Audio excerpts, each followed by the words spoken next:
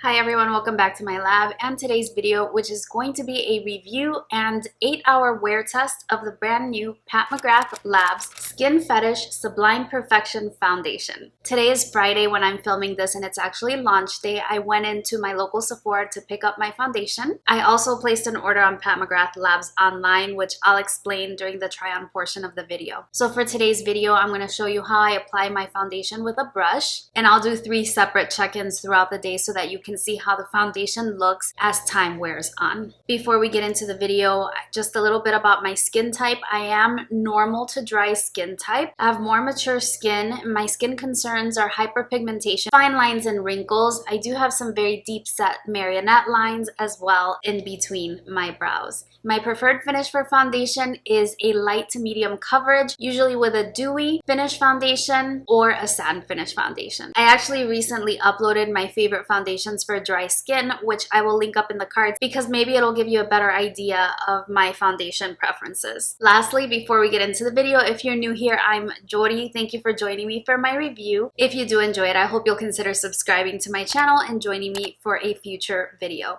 Now let's go ahead and get into the try-on portion, and I will come back with my final thoughts at the end. I'm filming this video on Friday. It's July 26th. This is going to be my video that's going to go up Sunday. I went to Sephora, I just got back, and I picked up the brand new McGrath foundation. Now I did place an order on her website for the Everything kit. So after I upload this wear test, I'm going to upload a second video which will review all of the products in this collection, which includes the foundation, a setting powder, a primer, and 2 brushes. So I did purchase everything, and as soon as that comes in, I'll get to testing, but my Sephora just had the foundation in stock. As you can see, it's all sealed up. I literally just got back home. Here you have the outer packaging. It does have a soft matte feel similar to NARS, and it opens up kind of like a cigarette box would. My foundation shade is nestled safely inside, and here's the bottle. It's a beautiful frosted glass bottle with your label, and it does have a pump. As far as shade matching, I was a little bit nervous, but I was glad that the foundation was on the Sephora website prior to the launch because I was able to use their shade finder to determine what I thought was going to be my shade when I placed my order on the McGrath website earlier. Usually that shade finder is really good for me, especially when I use the Bare Minerals Complexion stick in the shade number 6 Ginger. And it matched me to the number 14 in the light medium range for the McGrath foundation. That's the last of the light medium range. I took a glance at the ingredients, and the first ingredient is water. There is alcohol a couple of ingredients down, but it doesn't say what kind of alcohol that is. But since it is water-based, I'm going to use a water-based primer that I've been really enjoying lately. This one is by Ciate, and it is the Watermelon Burst Hydrating Primer. While I apply that, I'm going to let you know something about my skin type. I am a dry skin type, although lately I've been doing so well on my skincare routine that my skin has gotten to be a little bit more on the normal side, and I don't really have dry patches. My main areas of concern are basically the hyperpigmentation that you see there on my cheeks and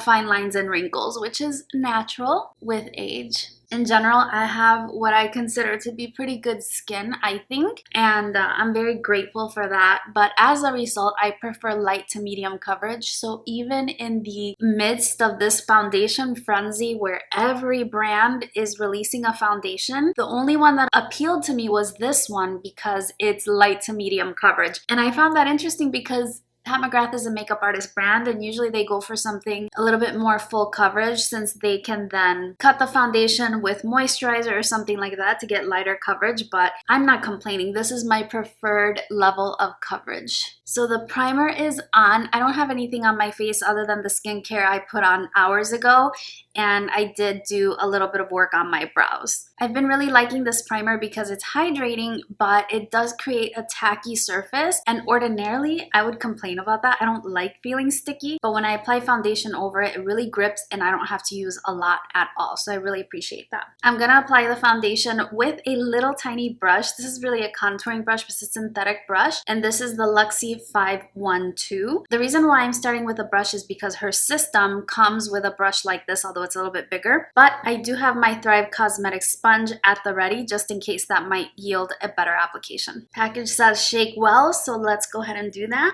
Ordinarily, I use 1 to maybe 1.5 pumps of foundation, so I'm going to put a little bit on my watch glass here, and we'll see how the consistency is. So that was kind of a fluke pump since it was the first one, so I'll do 2 more.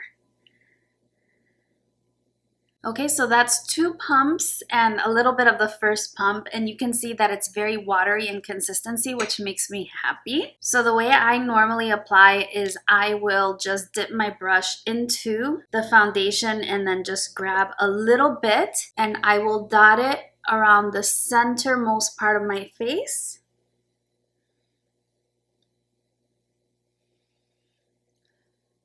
And spread the foundation around.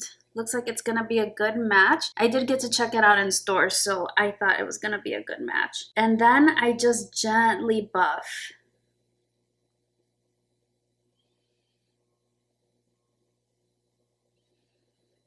It spreads really nicely. As you can see, I barely applied any at all, and it's spreading out nicely. Now in terms of coverage, so far, honestly, I would have to call this medium. This is not what I call sheer. I think the color is really good and it is blending out really easily. One of the most easy blends I have experienced, I would say. On first glance, I would describe the finish as a satin finish. There's a little bit of luminosity there, but it's not what I would personally call dewy. So you have the foundation applied on this side, no foundation on that side. So you can see that it has done a really good job of evening out my skin tones.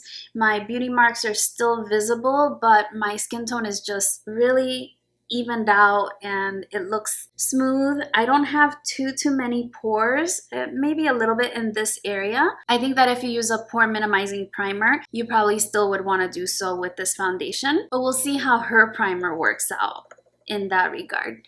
I've dipped my brush into the foundation again, and I'm going to again dab it around. You can see I really use small amounts of foundation. I really don't use a lot of foundation at all, which is great for this time of year anyway. Who wants to wear heavy layers of foundation in the summertime? It's like 85 degrees right now in Chicago, and I like it. I would want it to be warmer, actually. I like the weather really toasty. I'm not experiencing any difficulty getting the foundation to adhere anywhere except a little bit on my nose.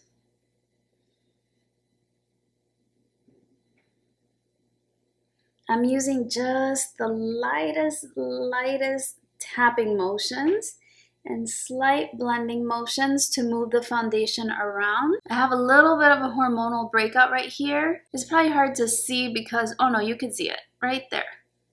I like the color match. I'm gonna forever be using the Bare Minerals Complexion stick as a foundation matcher. So here you have 1 layer applied. I think it looks beautiful. Again, it's like a satin finish, right? And I think it looks really good. I'm gonna add just a teensy bit right here and wait till I show you my dish. I have barely used any of the product I dispensed at all, which makes me happy because this is kind of a pricey foundation, and if I end up loving it, I definitely won't want to be repurchasing it every single month. I'm going to use just a little bit more to blend a little bit down my neck. I always like to do this. I never like to have my foundation looking like a mask. I mean, I don't think anybody would. So I'm just blending just a tiny bit down my neck, into my ears a little bit, but I think the foundation match is great. I'm so excited to get that kit. It was $250 for everything, but she had a discount code for 10% off. So basically I paid $225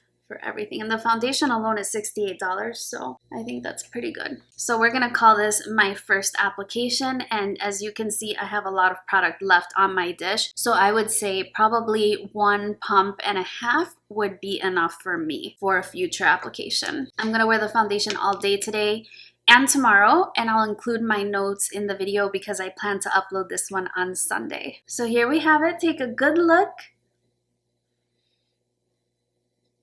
It does feel a little bit tacky. I'm gonna wait a little bit. I'm gonna probably film a get ready with me today, but since it does feel a little bit tacky, I probably will powder the foundation. It looks lovely. I'm loving it so far. So stay tuned and I'll check in a little bit. So we're here for the first check-in. I have clearly finished my full face of makeup. I applied just a teensy bit of powder from Thrive Cosmetics over the foundation to remove any trace of tackiness that I had so that my powder products wouldn't be patchy or sticking in weird places. But absolutely everything that I applied over the foundation, including my concealer, my powder with which I set the concealer, blush, everything applied really well over the foundation, and I think the complexion looks just beautiful. I intentionally used a powder that I know plays well with my dry skin so that it wouldn't mess around with the foundation too much. So far I'm really impressed. It's been about 2 hours because I was filming a get ready with me, and I film alone obviously,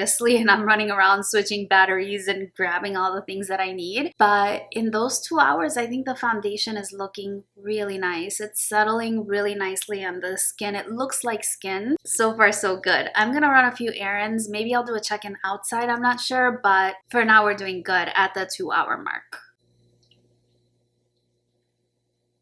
I'm back and this is the 8-hour mark. As you can see, it's a little bit darker behind me right now, but I didn't want to change the lighting conditions in any way so that you can see what the foundation looks like under the exact same lighting conditions that I checked in earlier. So here's what the foundation is looking like right now. I have not touched up in any way, so I haven't blotted. I mean, I don't blot, but I haven't blotted.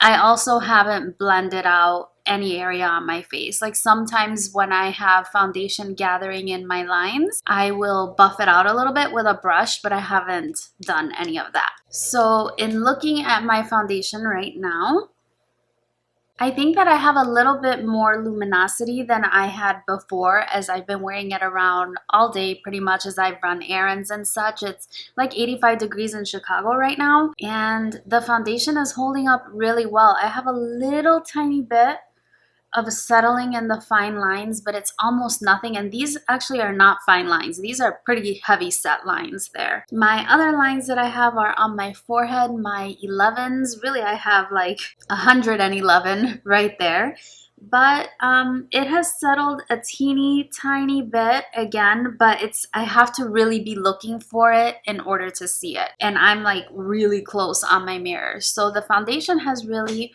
just settled really well all day, in my opinion. My skin looks like skin. I like the finish of it. I did a check-in outside as well in direct sunlight, so I'll put it here so that you can see it. I was trying to talk, but it was too loud outside. So basically I was just telling you that it was a 6-hour check-in and it was in natural sunlight. So I will put a clip of that on the screen so that you can see what it looked like in natural sunlight. So here's what it looks like in direct sunlight.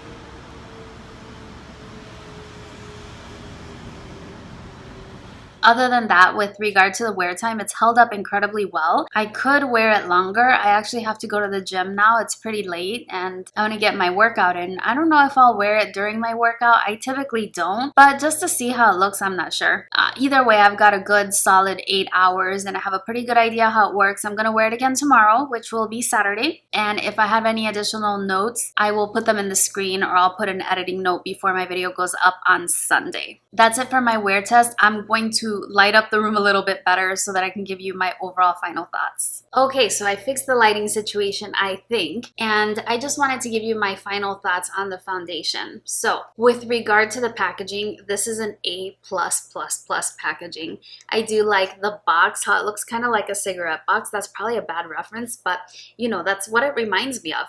And the bottle is absolutely beautiful with its frosted glass. It's got a pump. You do get 1.13 ounces of product, so typical for your foundation. Just a couple of quick details. The foundation was made in Italy and it has a 12-month shelf life. Now, I'm not going to read you all about the foundation because you've probably done that on your own, but I will read what it says on the box.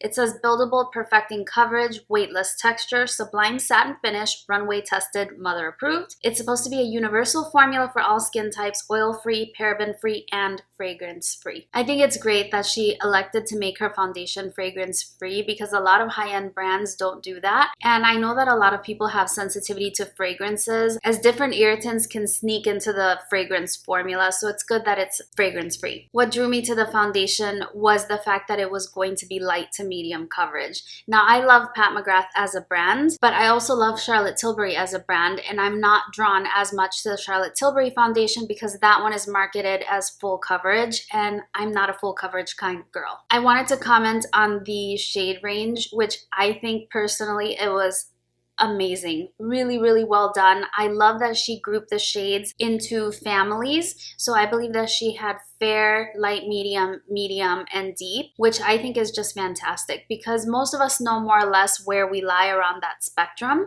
and then we can choose a shade that suits us best depending on the undertones. Now, on her website, she does describe the different undertones for the foundation, and that did help me a little bit to determine what shade I might be. But what helped me the most was the Sephora shade finder. I matched myself using one of my best matched foundations, and it actually predicted the foundation I was suspecting might be my shade. So I actually had a better experience trying to figure out what my shade might be from the Sephora app rather than the Pat McGrath website. She had a grid of beautiful women of all skin tones, but it's kind of hard to tell. You never know if your phone settings or there's something funny with the lighting. And the women were also wearing other makeup, it looked like maybe, you know, some face products, not a heavy amount of makeup, but something, which can make it a little bit more difficult to determine what your shade might be from her site. So in my case, using the Sephora app was very helpful, but then of course walking into the store and actually swatching everything helped out a little bit more as well. And I did find that her descriptions on the website of what might be more peachy, what might be more cool tone or pink toned did match kind of what I was visually seeing when I was playing around with the foundations. So it's just difficult to shade match online. So I'm glad that I was able to go in store, and luckily the shade that I ordered online is exactly the shade that was going to work for me. I'm very happy with the shade match. I posted a picture of the foundation on my Instagram, and I was also looking at other people's photographs of the foundation that were purchasing it on launch day, and I noticed that there was a lot of conversation with regard to the ingredients. Now, the ingredients are listed on the backside of the packaging, and it's a water-based foundation.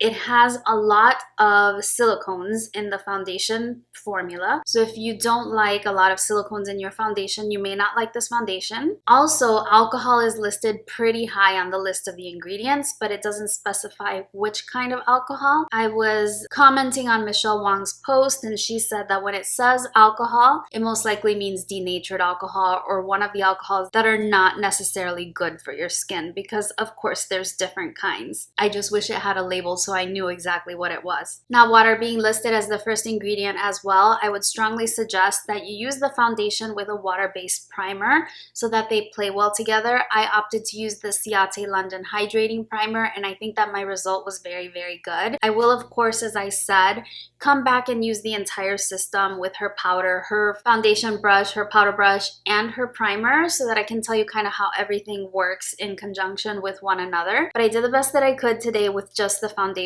and I wanted to be as close to the formula of her own primer as I could without being too disruptive, and I thought the Ciate one worked really well. The silicones do give the foundation a little bit of a slip, so I find that I can use a much lighter layer over my skin, which is something that I personally prefer. I could build it up a little bit in the cheek area where I have my hyperpigmentation, and that does help, but I think that if you prefer a more full coverage foundation, this isn't gonna be one for you. I also think that because I'm a little bit more dewy than I was earlier in the day, maybe if you have oily skin, you might want to take like really good prep steps in order to make this foundation last for you. I was reading on the Sephora reviews just to get an idea of what other people were saying, and a lot of people with oily skin types were saying that the foundation was breaking up on them. So if you're an oily skin type, I highly suggest that you look up other reviews from someone with more similar skin type to yours, because my skin type is normal to dry and it's not breaking up on me at all. I honestly seldom have the problem of foundations breaking up on my skin. So having tried it out, I have to say, despite